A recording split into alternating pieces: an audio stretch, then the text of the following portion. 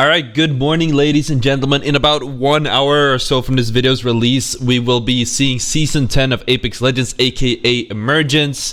I don't really know what to think about it. There were some leaked patch notes a few days back. I think they went up on GameSpot and then got circulated all over the place. But the Respawn developers or Apex Legends developers has said that this was not all of it. These were the incomplete patch notes, and there would be more things to come. But, you know, after kind of just skimming through this whole thing, it appears that they kind of lied. This is so for most part it seems that the patch notes were complete, the leaked ones. There aren't many news past that part. I'm sure there's still a chance that we might end up seeing changes to the games that aren't documented. This is very common with Apex Legends, that they make some pretty major changes that then do not hit the patch notes. For example, I saw something on Twitter about a audio fix, not an absolute audio fix, but there are fixes being made to the audio that doesn't hit the patch notes. You would imagine a big feature like that would end up on the patch notes, but you know, that's just how they do these, I guess. I don't even know. But yeah, other than that, I haven't actually read the whole thing, and I figured we'd go through this all together, just looking at what they're telling us, and I'll just sort of give you my take on what we're gonna see. Normally when I do these patch notes videos, I usually am a little bit of in a bit of a rush because I have to get the video out early. It's about it being the first. You know, especially when there are several YouTubers that they seem to have the news early, but I don't. So I usually have to rush it out to get it out in the first 30 minutes to an hour after the release. But because of the leaked patch notes and a lot of creators who got early access to the patch, I can take my leisure time and actually give proper thought and reasoning behind my arguments. So hopefully you guys will enjoy a little bit of a laid back ottr with a little bit more of a thought out take. So let's just jump into it. Let's see what we got. So starting off with the dev stream, we're not gonna look at this because we'd never do that. I'm sorry, I don't know what I said. So we have Seer. A bad omen, caster. So we're gonna actually watch. I haven't watched this trailer, so we're gonna watch this trailer, and then we'll just take it from there. Y'all give you guys we go for live reactions on the trailer, and then we'll keep going through what it basically explains what his abilities does. All right, bet. I can't, it's not really working. Is this because I'm full screen on? Here we go. A bad omen cast a dark shadow over Obi's birth. But through love, he emerged as the champion of the outcasts. It looks kind of cool though. I'm gonna give him that. You can see the new this is a spot in north, right? Yeah, this is refinery. He sees what others do not. We will give him a show like no other. With his ability to sense the heartbeats of those around him. That's his own thing. I was just wanted to pause to see that. It also go away. Seer stalks his enemies like a graceful predator. That's how it works. I want to see him aim on someone. Your heart must beat with passion. It didn't really give a good explanation exactly how it works, just a general idea of it. Micro drones from his heart chamber to emit a delayed blast, interrupting and revealing enemies. I do my best work with a captive audience. Wow, alright. Now is the time. He can actually see the health as well. And no one can hide from Seer's ultimate display. So, okay, I know you guys, I know what you're thinking. Seer seems really overpowered, but it seems that when using a triple take, it's not that bad. Don't worry about it. Casts a micro drone net over an area. Do not hide your true colors. They are your strength. It's big. Revealing the location of enemies moving heavily within it. Take comfort. You could not have prepared for me. Like moths to a flame, Seer's grand performance may lead to your demise. But take comfort that your passing will be breathtaking. Your heart cried out for this. Do not blink, legend. Is that a finisher? To miss this. That looks kind of cool. Damn. It's got the jaw grab. Yeah, so just looking at this straight away, it looks like kind of a Bloodhound. He's gonna be competing with Bloodhound for the meta. It seems to be more of a permanent dome seeing through the walls, and I'm not entirely sure how the wall hacks in his ADS is gonna work, but I'm sure it'll shine some more light on that in the patch notes. Nope. Visualize and hear the heartbeats of enemies when aiming down sights to get a clue to their location. I assume it's just like in the general Like if I'm aiming straight forward, it would be basing it, like it gives me clues what direction I'm supposed to aim. So it's not based on where I'm standing, but instead where I'm looking. Maybe I'm overthinking it. We got tactical, focus of attention. Summon microdrones that emit a focus delay blast that goes through walls, revealing enemies and their health bar, as simple as interrupting interactions. I really don't like this. I think a lot of people has already said that, or have already said that. I think that by including, like basically you will see Rev Octane and probably Seer as a third one. Third partying is gonna be really hard to adjust, or rather adapt or reset after a fight, because a well-placed tactical from Seer will destroy everything. I wanted to give a really good example. I don't have any visual examples, but basically when I'm in a team fight, let me just paint a picture. When I am in a team fight and someone cracks me, usually what I do is I know in the back of my head, okay, I have time to duck back and maybe pop a cell, or maybe I have time to drop a battery, or maybe even a phoenix. And you know, usually these windows are about that time. If I have time to pop a battery, usually I have a little more than 5 seconds. And if I have time to pop a phoenix, I have a little more than 10 seconds. And that's usually pushing it, because you're normally not in a fight where you can pop one. But that's besides the point. You usually have these extremely tiny windows to heal up and reset before the other team pushes in to punish you for being low. And by Seer being able to cancel your phoenix or cancel your battery or whatever, he robs you of that window. I could literally be like, someone cracks me. Let's paint a picture again. I get cracked, I duck behind cover as I'm popping a battery. I'm not falling back because I have a battery. I duck back, I pop my battery, and then it gets canceled midway through. That means that my 5-second window is gone. I can no longer stick the battery, and the Seer's teammates are rushing at me, or even Seer himself, with a wall hack, knowing where I am, and I can't actually heal up. And all of a sudden I'm dead. And I think this is a really big problem, because especially in high tier play, you're usually playing around an opening. As soon as you get an opening, like if you're in a 3v3 with two good teams, whoever hits a good burst of damage will probably win it, because they'll get an entry. This is usually changed if the team that gets the entried on manages to reset. Then usually the team that pushes ends up being in an unfavorable position and it might lose. There's a whole dynamic to it, and what I'm trying to say is that Seer's tactical will break the dynamic, especially because allegedly, it doesn't say here, but it allegedly his cooldown for this is 8 seconds, which means you can't even pop a phoenix if he's locked in on you. Obviously you can drop a freaking shield battery or anything, but that's a big problem in my opinion. Let me know in the comments what you guys think, especially like if you agree. I guess I don't like that. I don't like that at all. His ultimate, creating a sphere of microdrones to reveal the footsteps of enemies moving quickly or firing their weapons within. I haven't really seen the whole thing of it, but it basically feels like a bloodhound scan.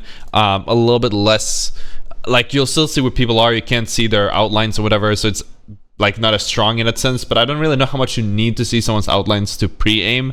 Not a fan of that at all. And he has the class passive as a recon, so the server beacon. I really hope they'll do something about that with Pathfinder soon. It's been too long. He should not be stuck on the recon beacon scan.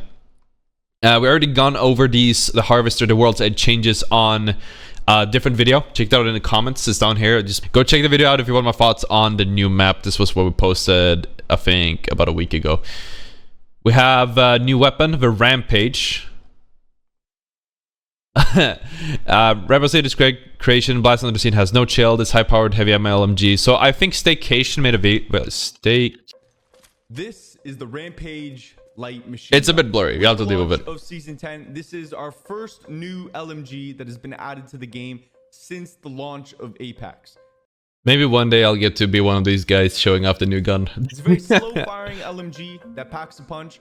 And it's got a trick up its sleeve that allows you to use a thermite to give yourself an extra little boost. This gun is an absolute beast, and all you Spitfire fans, I know you're gonna love it. So to break down the Rampage, once again, this is a light machine gun. It's going to be a slower weapon, but it definitely makes up for it in It looks kind of cool. So it's 46 bullets in the mag, and thermite grenade required. Okay, well that's for the boost, I guess. Type, so it's alongside your wingmans, 30-30 repeaters, and Spitfires. The recoil on the Rampage overall is pretty controllable. It comes up to the left and back up. Yeah, again. it's kind of a straight line. It seems to kick pretty hard, But it has stabilizers, so it's fine. Slow fire rate. And if you're really good with it, you could get it down to a dot. I kind of like the animation. This is definitely the It shoots very slow. Automatic weapon in Apex. It does a lot of damage a shot though. Look at that. It is extremely It's 29 for a body shot, 42 for a head. This is without a helmet. 42 for headshot, 28 for a body. Damn. The arms and the legs. So it packs a punch. 24 for. If you can get the rhythm down. Oh my goodness. The gun is definitely best suited for medium to long range engagement. This is where you'll feel most comfortable with it. I feel so uncomfortable with the speed, right? It just feels like you're slapping a piece. Plus the sound. It sounds like you're slapping a piece of meat against the microphone. In those rare cases, you want to get up close and personal. This is the Rampage. I don't think I can see myself using this gun. Inject a thermite into this weapon and take it from a slow firing tank shooter into a faster firing tank shooter. Lastly, to size the Rampage up, to put it in comparison to the other LMGs in Apex, it's definitely the most skillful of the weapons to use, but it's got the biggest risk. If you can master this weapon, it is going to be a force at long range. But if I could leave you all with the tip when it comes to the Rampage, especially for you beginners, practice, practice, practice. It's going to be the key. But okay, okay. All right, so yeah, that's the Rampage. Not really a big fan. It seems kind of strong, but also not. I think someone ran the numbers, and I'll have to see. I don't know, Shiv, if you can help me find this. I don't have it at all. But there is a number showing the DPS is actually lower than the Spitfire. So keeping that in mind, it's not that terrible. I feel like it's really difficult to manage with. I personally struggle a lot with slow fire guns. It just feels unnatural to me. But a low TTK, or rather the high TTK, might make this gun really difficult to use. I don't really know what use this will have. Maybe they will roll it out and end up buffing it along the line. We will see. It's that simple. We're getting ranked arenas. They have a whole details on how those will work in a different blog post. I decided not to talk about this because I don't feel like talking about it. But quickly glossing over this, I do want to mention that ranked arenas are setting the front for a new set of part of the esports scene, which is really cool. Having played arenas, however, and having played Apex in general, I do not have a lot of faith in the matchmaking, because the matchmaking for Apex in general is really bad. The matchmaking for arenas is really bad. So I have a lot of doubts that it will actually be enjoyable if you're a solo queue player in arenas. You'll probably end up getting like a platinum level teammate and a gold level teammate, and then you're going to be up against a full team of stacks who are probably predator level, playing professionally for a sponsor, and that will just not be fun at all as a solo player. So we'll see. And also because in BR, you can outplay with third-party, positional, or whatever, but in arenas, you're in a much more controllable environment. It's a lot harder to do an outplay when you're playing as a full team, playing to their best abilities with full sync, and I cannot stop being distracted by his six-pack. I'm going to scroll past. Quality of life upgrades. They add a new badge, win streak. I don't know how far this goes, but it's at least to 5 to evolve. Maybe it keeps going. It would be really cool to get a high win streak, make a video for that. A hold on response was added to pings. That's cool. Added distinct sound effects to the gold backpack revive. This is really good. You have the VFX and you have the sound effects, so now you can actually know if someone's getting rezzed and they have a gold backpack or not. It gives you a clue, so you won't push up and take a fight and end up dying for it because you assumed that they would be 1 HP, and I don't care about that. That's just some stuff. So they got some buffs to fuse, it seems. We got if you caught on fire inside of the ring from Fuse's motherload, you are now revealed to Fuse's team. This will make his ultimate a lot more useful because it's kind of like a smoke screen for both sides at this point. This is basically like a quality of life change, but also buff at the same time. I don't know if this would work through smokes, but I assume it does.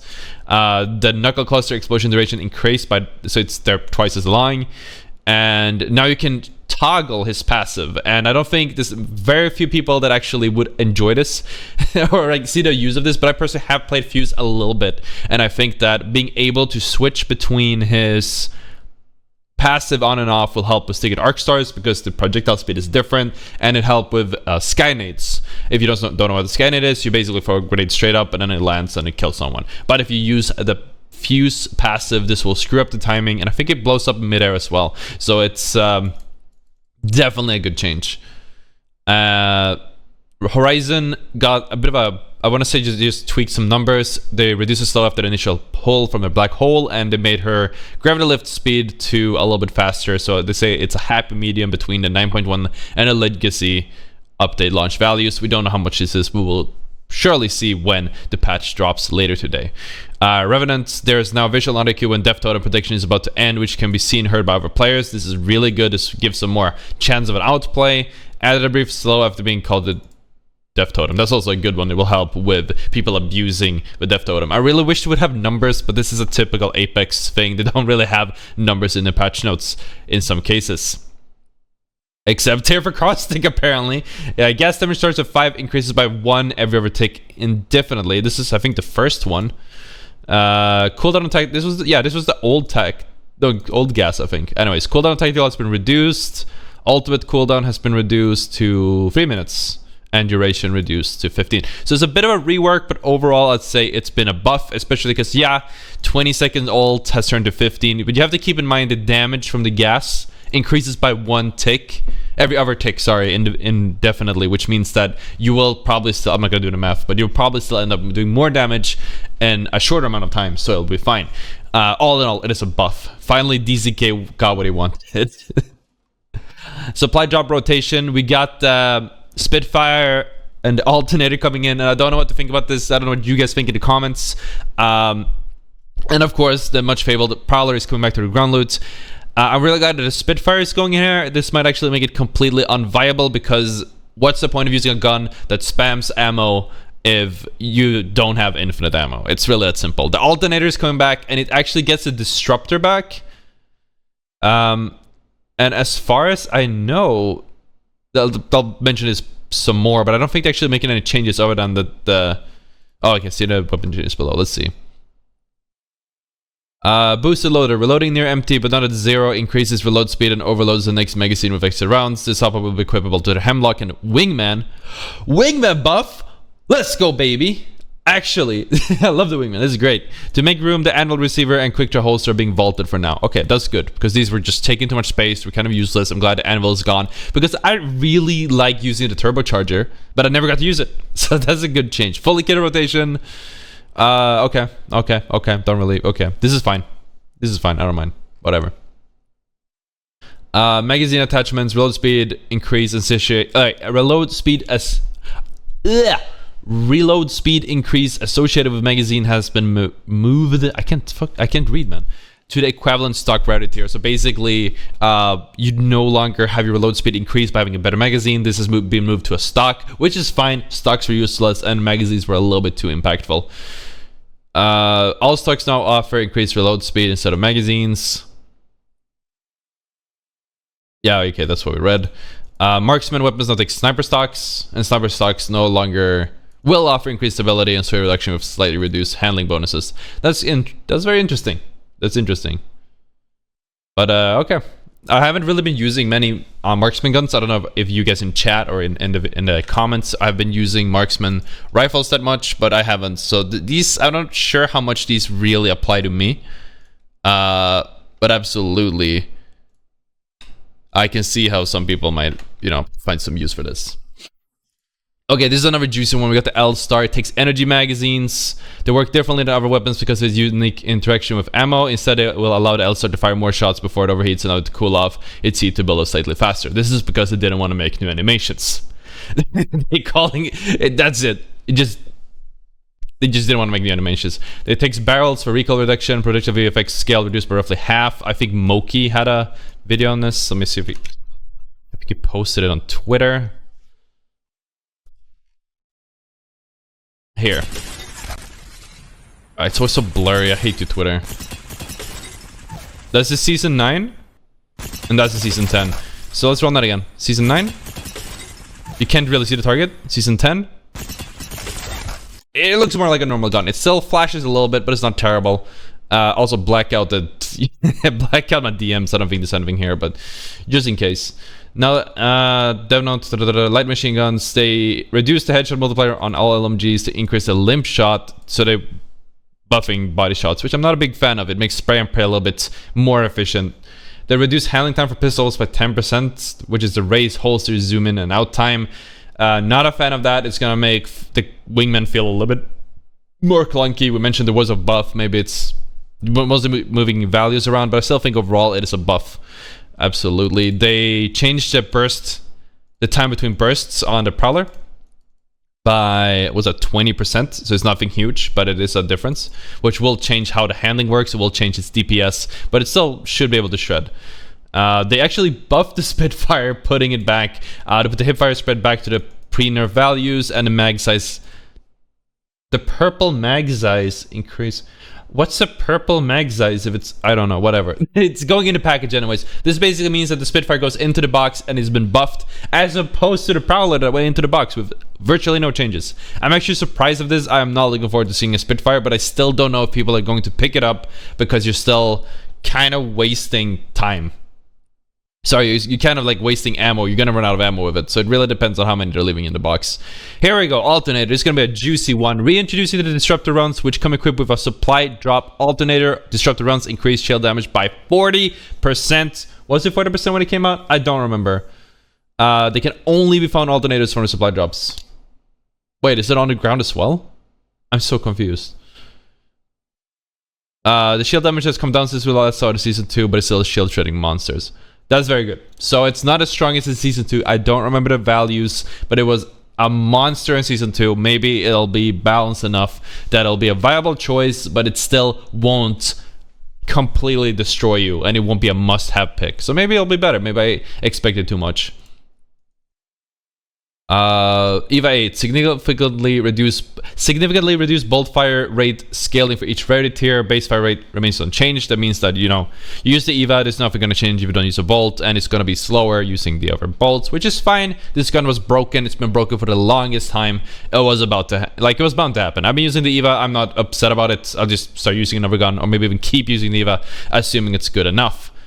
Well, that seems to be everything. So that's basically it for the patch notes. Let me know what you guys think. If you're asking me, I think, yeah, I might have been a little bit too early jumping this ship, or jumping the gun on the new patch notes, or rather the trailer, but I stand by what I said. The trailer was lackluster. It gave us very little information. Now that I have the whole picture, I can say that some of these changes are good, some are a bit questionable, but I can see it working out. We'll just have to see how it plays out in about an hour or whatever, whenever this video comes out. If you enjoyed the video, smash that like button. Make sure to let me know in the comments what you guys think about this, either, yeah, like I said, in the comments, or check me out over on twitch.tv/ottr. I will be live as soon as probably this video comes up, and as soon as the season releases.